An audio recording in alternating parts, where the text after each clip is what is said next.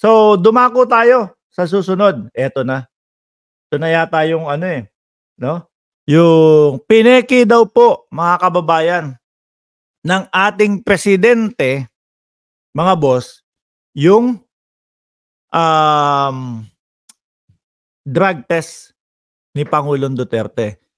So, wala pong iba kung sino magsasabi niyan, kundi po si Maharlika, mga boss. Idol Mark Ramos, sabi ni JC Andy, lagi ako at kami dito sa California nanonood sa mga vlogs mo. Lagi kang nagiging inspirasyon sa amin lahat at mga loyalista. Salamat po, Idol, sa mga positive comments at views mo. Salamat po, JC Andy. Nung last month lang, nandyan po ako sa California, sa Los Angeles. No? Eto, kahapon dumaan ako sa New York. Anyway, mga kababayan, pinagbabasihan ni Maharlika dito yung 2 minuto, no? 2 minuto labas na daw po yung labas na daw po yung resulta at nalaman na, no? So mga kababayan, hindi ko na po matandaan kung ano yung mismong oras noon, no? Pero yung 2 minuto ay posible po, mga bossing. Kasi ang gagawin niyan, mga kababayan, no?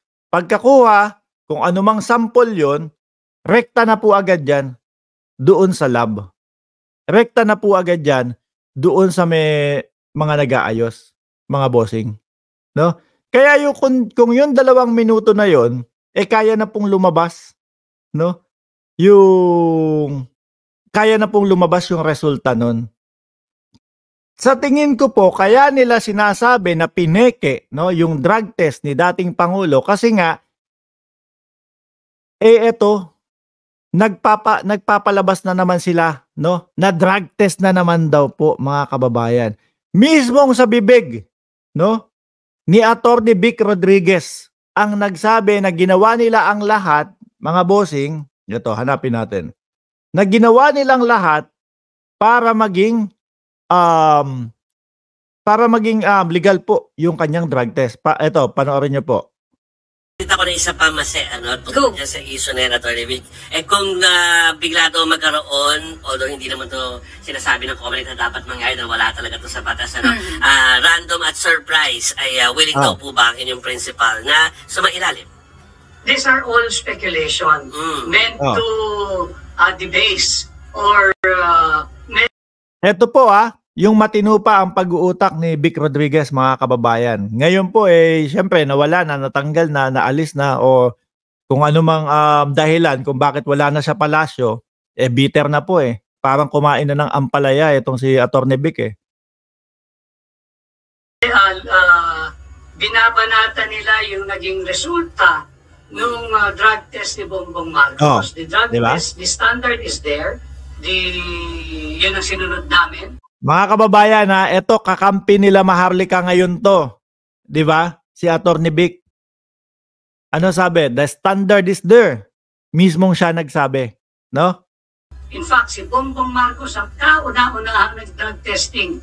Hindi naman namin alam na aabot sa puntong ganito magiging issue pala.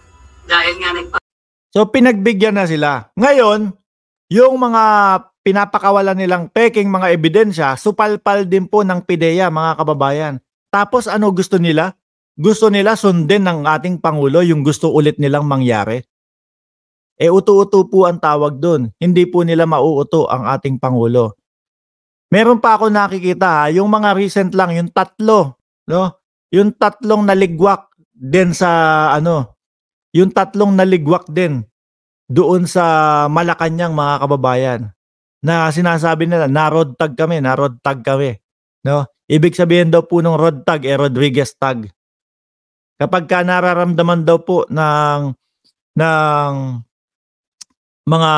presidente o ng first lady affiliated sila kay Rodriguez, mga kababayan, chinuchugi sila. Tingnan nyo naman po yung binablog nila ngayon. Halatang bitter. Ako alam ko naman yung mga yon, matataas ang matataas ang mga pinag-aralan Pero ang hindi ko maintindihan, parang PIDEA parang gusto na lang sabihin na wala yang peki yang PIDEA na yan. Hindi sumusunod sa batas yan. Bossing kasi yan ni Bongbong Marcos. Tuloy natin to.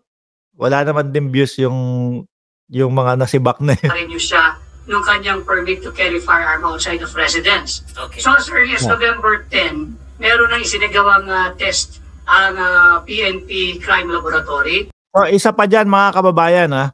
Kumbaga, yung pagpapadrug test po ni Pangulong Bongbong Marcos hindi po dahil sa isinisigaw nila na magpa-drug test ang ating Pangulo. Ano po?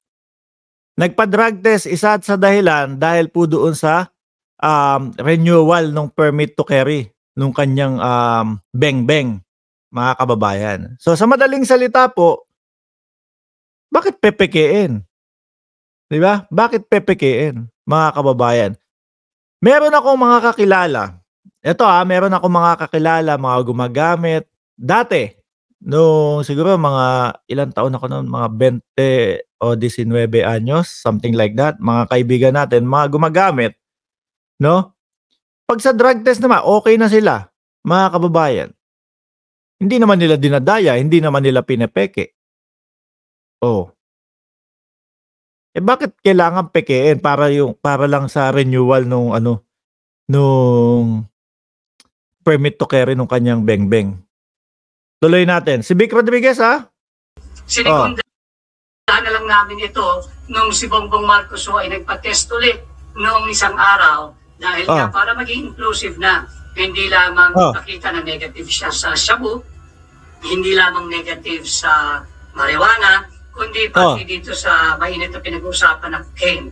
So lahat yan, yung tatlong illegal substance na yan, prohibited substance na yan, ay nag-negative ang resulta ni Bongbong Marcos. Para sa amin, nagawa na namin yung dapat gawin ni Bongbong Marcos at tapos na ang issue. 2 beses nang nagpa-drug test, mga kababayan. Ano gusto nila? Unlimited drug test? Gago! Unlimited drug test ang gusto ng mga nitong mga tao na to. Mismo sa bibig ni Attorney Vic Rodriguez, mga bossing. No? Yung una, hindi hiling ng taong bayan o hindi hiling ng mga kalaban sa politika. Ginamit para po doon sa pag-renew ng kanyang beng-beng, permit to carry. Pangalawa, naayon na po doon sa para matapos na yung issue. O ngayon, drug test ulit, Vic Rodriguez. Kaya po nila binubuhay at sinasabi na peki daw po yung mga drug test na yon, mga kababayan, para masunod po sila. No?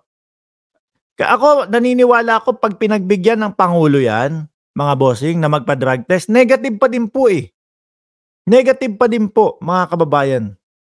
No? Pero bakit kailangan magpa-drug test ulit? No?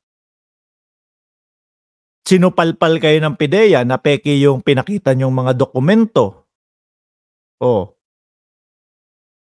Tapos gusto nyo, dapat kung hihiling sila ng drug test, mga kababayan, ganito yan, no? Ganito. Kung hihiling sila ng drug test, mga kababayan, dapat yung mismong tawag dito? Yung mismong dokumento nila, pinatunayan ng PIDEA. Tapos, ang ating presidente kumbaga sinabi niya, ay hindi, wala ako dyan, ganito, ganyan. No? So nagsaliwa. Pero hindi, sa umpisa pa lang po, butatanan ng PIDEA Bakit susunod doon sa drug test nila? Bakit yung pulburon video na ang tagal-tagal nilang sinasabi, anak ng tinapa hanggang ngayon wala pa din? Ano nangyari doon? Mga kababayan, nasaan na yun? Di ba? Sabi nyo, lalabas nitong Abril 2, so lumakpas na. Papel ang pinakita ninyo. Na nanggagalaite si Maharlika kasi sabi ng PIDEA, walang kwenta, peke. No? Ano ba yan? Ano na nangyayari sa inyo? Bakit malabo nyong mapabagsak, ang gobyerno ng Pilipinas? Lalong-lalo na po, ang daming nakasuportang taong bayan. Mas dumadami pa po ang nakasuportang bayan. Kaya kayo mga bitter, baka matulad kayo dito mismo kay Maharlika. Kagaya na lang po nung nangyari kay General Pulburon. Kakasunod kay Maharlika, ayun ang nangyari. 'Di ba? kaka-follow, vlog nung mga binablog ni Maharlika, yun ang nangyari.